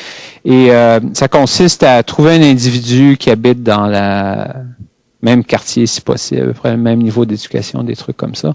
Sauf qu'ils ne servent pas de toutes les variables pour faire ça. Et la variable syndicale, justement, ils s'en servaient pas, ce qui faisait qu'il n'y avait aucun impact si on faisait une régression de salaire, si on veut, parmi les gens qui avaient qui avaient fait de la non-réponse à laquelle on avait imputé une valeur, il n'y avait comme aucun impact des syndicats sur les salaires de ces individus-là, alors que parmi ceux qui avaient répondu, il y avait un impact genre de 20%. C'était la même chose avec l'industrie. Occupation, on l'utilisait pour ces problèmes-là de non-réponse, pour faire l'imputation, mais pas l'industrie, pas le statut syndical. Puis il y a un papier dans Journal of Labor Economics qui montrait que ça créait un biais de l'ordre de 30%. Si vous estimez l'effet des industries, l'effet du syndicat sur les salaires, le biais est essentiellement proportionnel au taux de non-réponse. Mais si vous savez quels sont les individus qui n'ont pas répondu, ben là, c'est possible de corriger pour ce problème-là. Mais si je me souviens bien, il y a quelques informations, mais relativement peu d'informations sur la non-réponse. Mais c'est sûr que ce serait quelque chose que, si on pouvait avoir plus d'informations là-dessus, ça serait très important. Est-ce qu'on sait si la variable a été imputée? Ouais, ben c'est ça, je me souviens vaguement d'avoir vu quelques... c'est ça, habituellement, c'est ce qu'ils appellent un drapeau, là, un flag qui...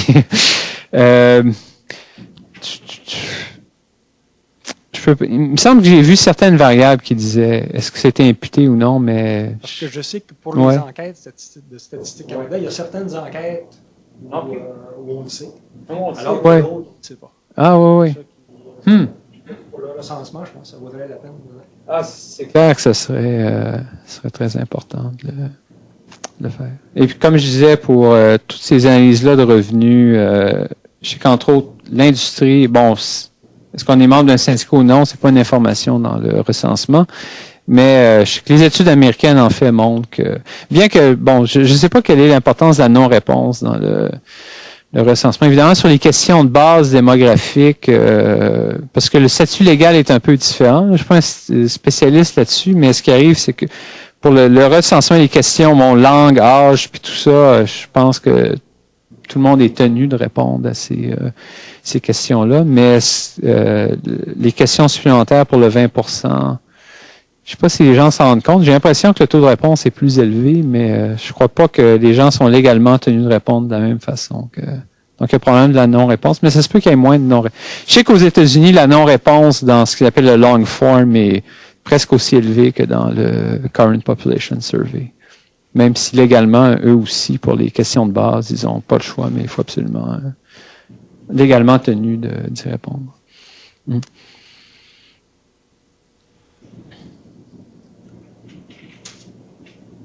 D'autres questions, commentaires, remarques? Oui? Compris par rapport, vous avez dit en 2006, ouais. On va avoir de l'information sur le revenu ouais. et une nouvelle information concernant les impôts. Mais OK. J'ai pas très bien expliqué. Oui, donc ce qui se passe, c'est que dans l'enquête sur la dynamique de l'activité SLID, là, j'oublie toujours. Dynamique du travail et du revenu. Donc, c'est la première enquête pour laquelle on avait donné l'option aux gens, lorsqu'on arrivait aux questions revenu de travail dans l'année précédente, etc., en particulier, puis autres sources de revenus. On dit aux gens, si vous voulez pas, c'est un peu long de répondre à tout ça, trouver des informations, mais si vous voulez vous simplifier la vie, ou simplement mettre cocher cette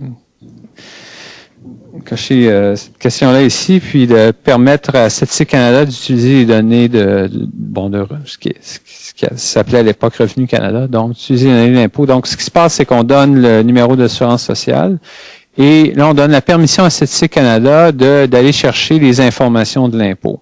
OK? Alors, ce qui se passe, du point de vue du chercheur, tout ce qui se passe, c'est la même chose. On a une observation et là, on a un revenu de 32 500 $ de revenu de travail dans l'année précédente. Mais alors que dans le passé, avant que ça commence avec le DTR, c'était toujours l'individu qui allait lui-même y répondre. Là, avec le DTR, on a introduit la possibilité d'utiliser les données d'impôt. Et en fait, quand on demande aux gens, il y a au-dessus de 80% des gens maintenant qui disent « Oh oui, utiliser les données de l'impôt, j'aurais pas... ça simplifie la réponse. On prend moins de temps à répondre. » Et dans le recensement, jusqu'en 2001, on continuait, tout le monde recevait le même formulaire, puis il fallait répondre aux questions... c'est quoi le terme en français? Self-report. Donc, on répond nous-mêmes à la question. Mais à partir de 2006, donc s'il y en a certains d'entre vous qui ont eu le questionnaire plus long en 2006, il y avait aussi l'option de dire, voulez-vous que Statistique Canada utilise simplement votre rapport d'impôt pour remplir utiliser les systèmes en question. Alors, ce que ça veut dire, c'est qu'au lieu donc vous avez toutes sortes de choses, quand vous demandez aux gens de dire c'est quoi leur revenu dans l'année précédente, il faut regarder la distribution, il y a beaucoup de 10 000 $, 20 000 $, il y a toujours une concentration aux valeurs un peu arrondies, alors que dans les données de l'impôt, il y a très peu de gens qui font exactement 10 000 $ durant l'année, exactement 20 000 $. Donc, tout ça pour dire que à partir de 2006, on a eu l'option, puis là, maintenant, donc c'était au-dessus de 80% des gens qui ont dit oui, vous pouvez utiliser les données de l'impôt. Mais ça fait en sorte que, alors qu'avant, on avait une donnée qui était, finalement, c'était une réponse que l'individu donnait, qui était souvent arrondie, qui peut avoir certaines... c'est pas tout le monde qui allait retourner à leur T4 pour voir exactement combien d'argent ils avaient fait dans l'année précédente.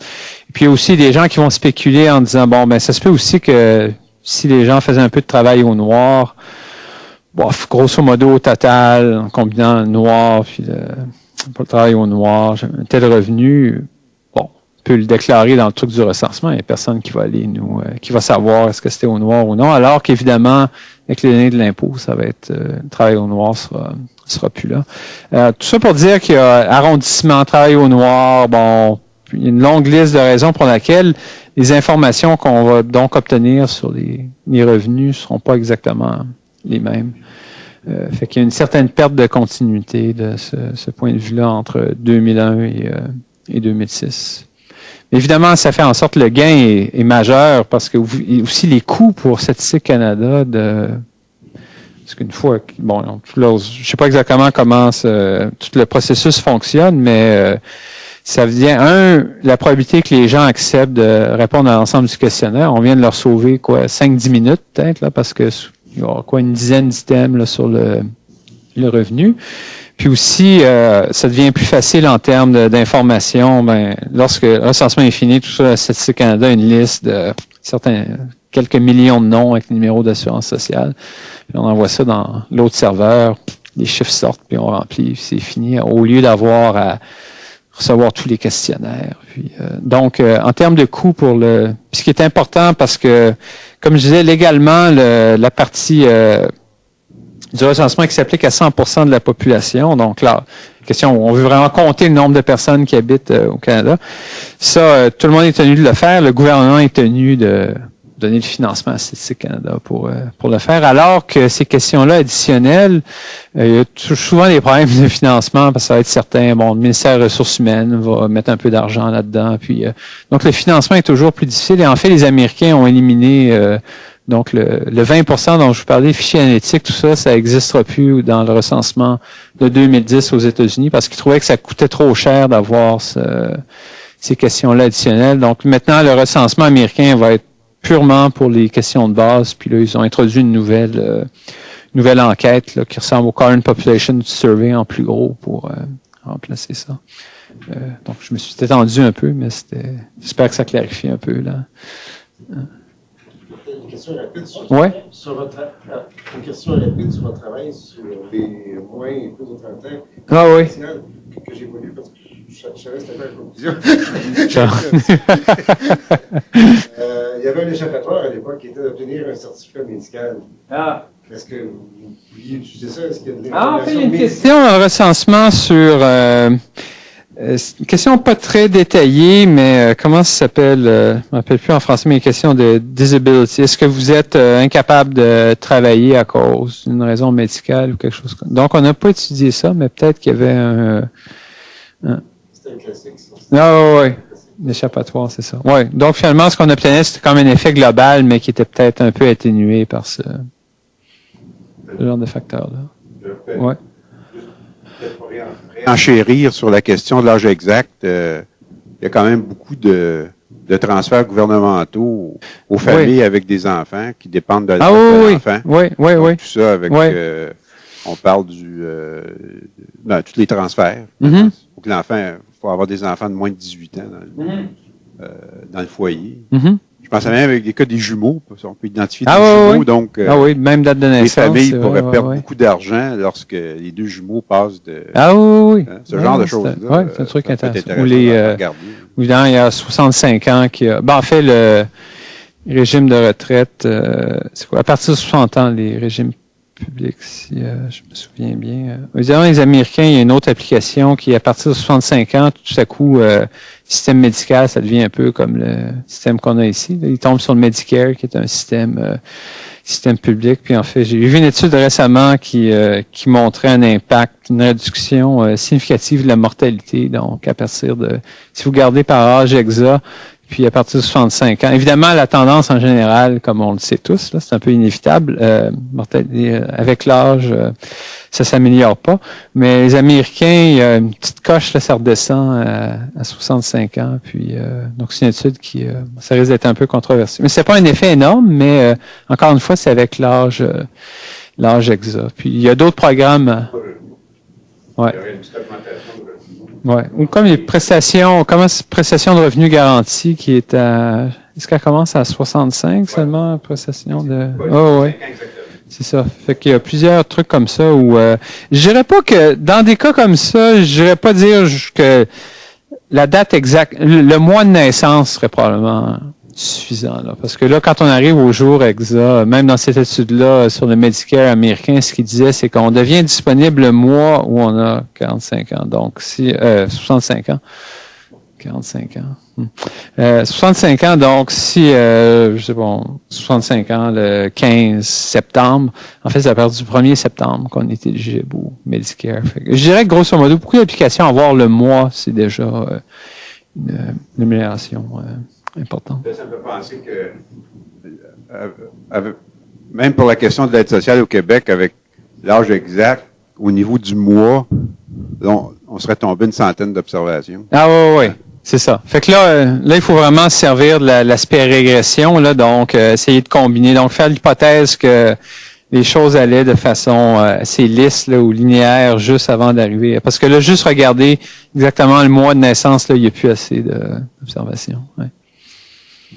À moins qu'on ait un effet énorme là, de 30% de réduction du taux d'emploi. L'alcool pour les jeunes. Oui. Oui.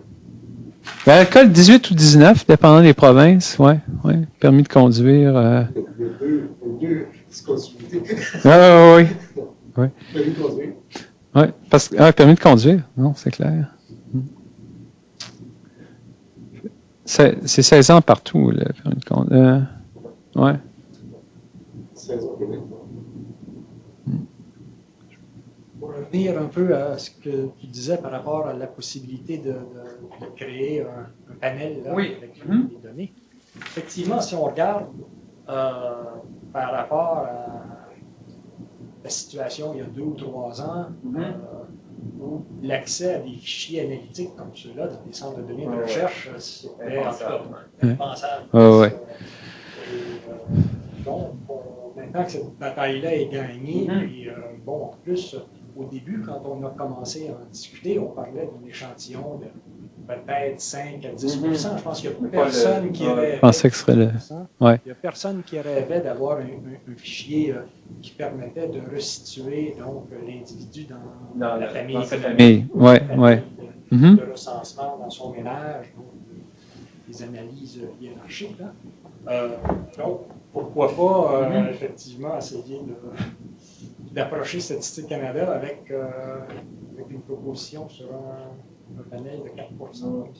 En fait, la façon dont j'aurais dû présenter mon commentaire, c'est que même avec les informations disponibles, parce que là, évidemment, une fois qu'on a l'adresse exacte puis le nom, ce que Statistique Canada a, mais qu'on n'a évidemment pas dans les fichiers analytiques, là, il y a toutes sortes de programmes qui existent là, pour...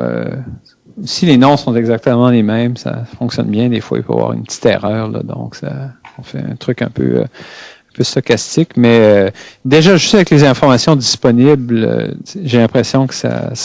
Donc, tout ça pour dire qu'en termes de difficulté technique de faire l'appareillage, je pense pas que ça soit trop important. Donc, ça devient plus la question de confidentialité, puis justement, comme tu disais, c'est une question petit pas par petit pas. Je suis sûr que sur le Conseil national de statistique, puis le statisticien en chef avait mentionné, quand l'annonce avait été faite, que les fichiers analytiques seraient disponibles dans les centres de données de recherche. Ce qu'il avait dit un petit peu, c'est que il fait plusieurs années que ça fonctionne, les centres de données de recherche, tout va très bien, il n'y a pas eu de problème, rien. Donc là, on a, dans le fond, en étant de bons citoyens, en s'assurant que tout fonctionnait bien, qu'il n'y avait pas de problème de confidentialité et tout ça, ça fait que c'est devenu possible d'avoir des fichiers analytiques. Fait que j'ai l'impression que c'est la même chose dans la mesure où ça génère beaucoup de nouvelles recherches, que tout va bien, il n'y a pas de problème de données pas de problème qu'en Grande-Bretagne, là, d'un disque qui disparaît, là, avec le fichier analytique ou quelque chose comme ça, là, ça pourrait devenir possible de faire parce que, juste un cas comme ça très simple, l'immigration, par exemple, il y a des études récentes qui montrent que en fait, les immigrants, il y a beaucoup de va-et-vient.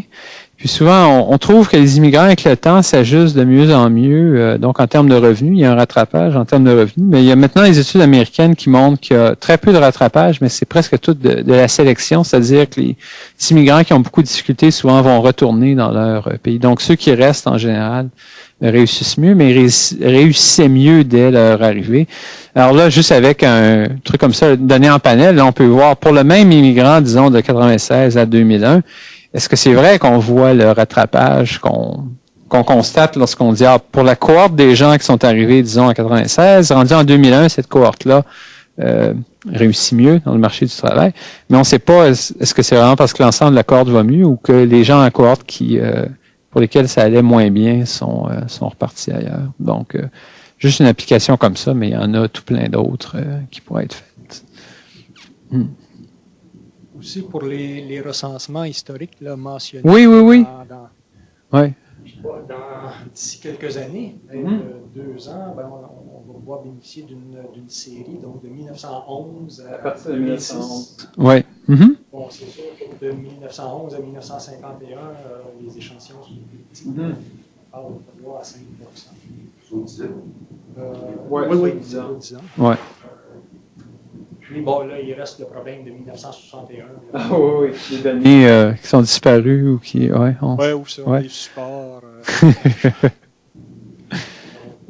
Et là, disons que l'environnement de recherche en termes de données est en train quand même de se transformer considérablement. Tout à fait.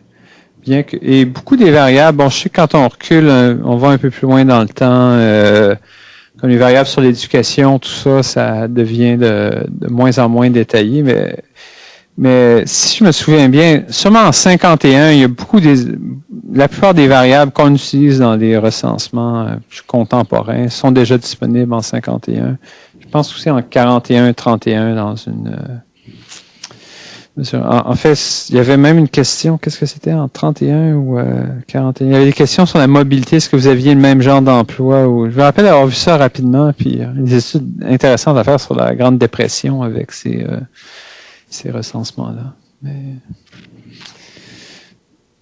S'il n'y a pas d'autres questions, de remarques, il me reste à remercier beaucoup Thomas Lemieux pour cet exposé-là.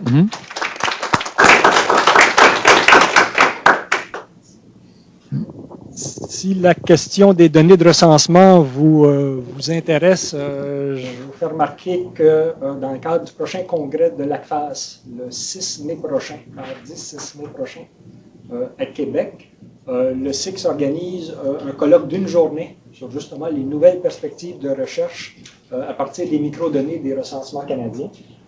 Donc là, il y aura une douzaine de présentations pour justement aussi mettre en lumière le potentiel de ces données-là, aussi les défis que leur exploitation soulève, et essayer de voir quelles sont les solutions qu'on peut trouver pour ça. Donc, mardi 6 mai prochain. Sur ce, merci et à la prochaine.